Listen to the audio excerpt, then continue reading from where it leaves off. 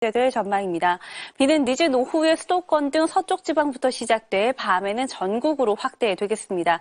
제주도에 최고 40mm, 전남과 경남에 5에서 20mm, 서울을 비롯한 그 밖의 전국에 5mm 안팎의 비가 오겠고요. 남부 지방을 중심으로는 벼락이 치고 돌풍이 불겠습니다. 내일 아침 사이 중부 내륙을 중심으로 안개가 끼겠습니다. 전국의 하늘 가끔 구름이 많다가 오전부터 흐려질 전망입니다. 아침 최저 기온은 서울 8도, 대전 6도, 대구 7도를 보이겠습니다. 낮 최고 기온은 서울 18도, 대전과 대구 22도까지 오르겠습니다. 이번 비는 모레 오후까지 이어지겠고 주말에도 비 소식이 있습니다. 날씨였습니다.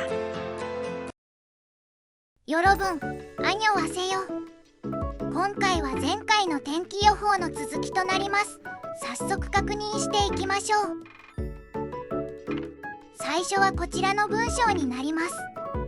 こちらの등ですが、などという意味となります。日本語と同様な使い方です。そして次の 서쪽 こちらですが、西側、西方という意味です。東西南北の中で一番覚えづらいと個人的に思っています。これを機に復習してみてください。よってこちらの文章を意訳しますと、雨は午後遅くに首都圏など西の地方から始まり、夜には全国に拡大するでしょうとなります。続いてこちらの文書です。こちらの表現ですが、前回の動画で確認しましたね。始める、起因するという意味となります。まだ前回動画を確認していない方はご確認ください。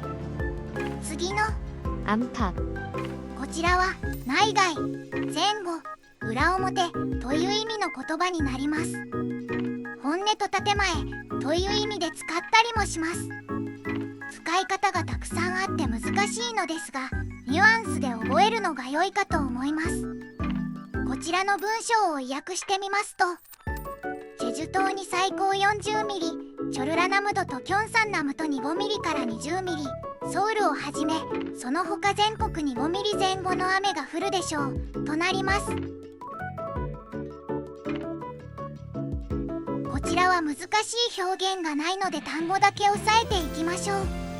벼락 こちらは落雷です。 돌풍 そしてこちらが突風です。単語を覚えるのは非常に根気がいるので、コツコツ積み上げる感じで無理をせずに少しずつ頭に入れていきましょう。こちらを翻訳しますと、南部地方を中心に落雷があり、突風が吹くでしょうとなります。ここで少し難しい雷の補足をしておきます。雷が落ちると雷が発生するでは、日本語的にはかなり意味が変わってきますよね。韓国語では雷が落ちる、雷が鳴る、雷の音が聞こえる、これらは単語として使い分けられます。こちらにまとめておきますので参考までに確認しておいてください。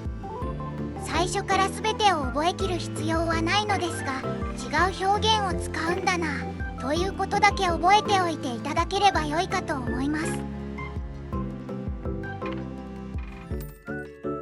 こちらも文法的に難しいところはありませんね。余談ですが、こちらの表現を翻訳すると朝の間となるのですが、何時から何時までなのか気になったので調べてみました。一般的に韓国での朝、いわゆるアッチムは午前5時から9時頃までを示すようです。あまり暑くなりすぎない午前みたいなイメージですかね。そして次にこちらの単語ですが、霧という単語になります。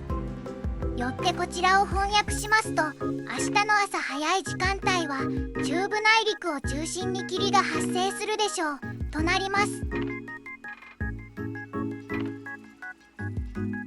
こちらの文法は別の動画としてまとめる予定ですが、ほにゃららしていたらほにゃららしている途中でという形で使用される表現です。今回は形容詞に活用されているため、少し意味合いが変わってきまして、多くてと翻訳すると良いかと思います。最最後のこちらは前回の動画でも出てきていました展望、見込みという意味ですね。よってこちらを翻訳しますと、全国的に一時曇り空となることが多く、午前中から曇りになる見込みですとなります。ではこちらの文章の翻訳を考えてみましょう。 아침 최저 기온은 서울 8도, 대전 6도, 대구 7도를 보이겠습니다. 아침 최저 기온은 서울 8도, 대전 6도, 대구 7도를 보이겠습니다. お疲れ様でした。こちらは朝の最低気温はソウル8度、テジョン6度、テグ7度と見られますとなります。こちらも難しくないですね。翻訳してみましょう。 낮 최고 기온은 서울 18도, 대전과 대구 22도까지 오르겠습니다.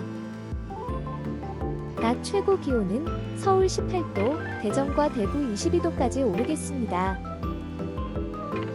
お疲れ様でした。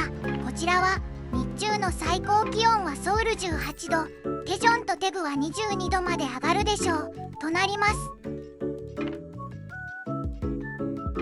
こちらが最後の文章になります。こちらはあさってという単語になります。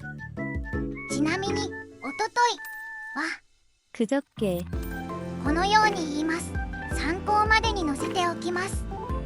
そしてこちらですが、消息、頼り、音沙汰という単語です。日本で消息というと、いなくなった人や物を探す場面でしか使えませんが、韓国では広い意味で使われます。よってこちらを意訳しますと、今回の雨は明後日の午後まで続くとみられ、週末にも雨天が予想されますとなります。それでは最後に動画を確認して終わっていきましょう。 들 전망입니다. 비는 늦은 오후에 수도권 등 서쪽 지방부터 시작돼 밤에는 전국으로 확대되겠습니다. 제주도에 최고 40mm, 전남과 경남에 5에서 20mm, 서울을 비롯한 그 밖의 전국에 5mm 안팎의 비가 오겠고요. 남부 지방을 중심으로는 벼락이 치고 돌풍이 불겠습니다. 내일 아침 사이 중부 내륙을 중심으로 안개가 끼겠습니다. 전국의 하늘 가끔 구름이 많다가 오전부터 흐려질 전망입니다. 아침 최저 기온은 서울 8도, 대전 6도, 대구 7도를 보이겠습니다. 낮 최고 기온은 서울 18도, 대전과 대구 22도까지 오르겠습니다. 이번 비는 모레 오후까지 이어지겠고 주말에도 비 소식이 있습니다. 날씨였습니다. 들 전망입니다. 비는 늦은 오후에 수도권 등 서쪽 지방부터 시작돼 밤에는 전국으로 확대되겠습니다. 제주도에 최고 40mm, 전남과 경남에 5에서 20mm, 서울을 비롯한 그 밖의 전국에 5mm 안팎의 비가 오겠고요. 남부 지방을 중심으로는 벼락이 치고 돌풍이 불겠습니다. 내일 아침 사이 중부 내륙을 중심으로 안개가 끼겠습니다. 전국의 하늘 가끔 구름이 많다가 오전부터 흐려질 전망입니다. 아침 최저 기온은 서울 8도, 대전 6도, 대구 7도를 보이겠습니다. 낮 최고 기온은 서울 18도, 대전과 대구 22도까지 오르겠습니다. 이번 비는 모레 오후까지 이어지겠고 주말에도 비 소식이 있습니다. 날씨였습니다. お疲れ様でした。かなりスピードが速くて聞き取りに苦戦したことかと思います。意味を理解していくと耳に入ってきやすくなりますので、継続して学んでいきましょう。またの動画でお会いしましょう。ご清聴ありがとうございました。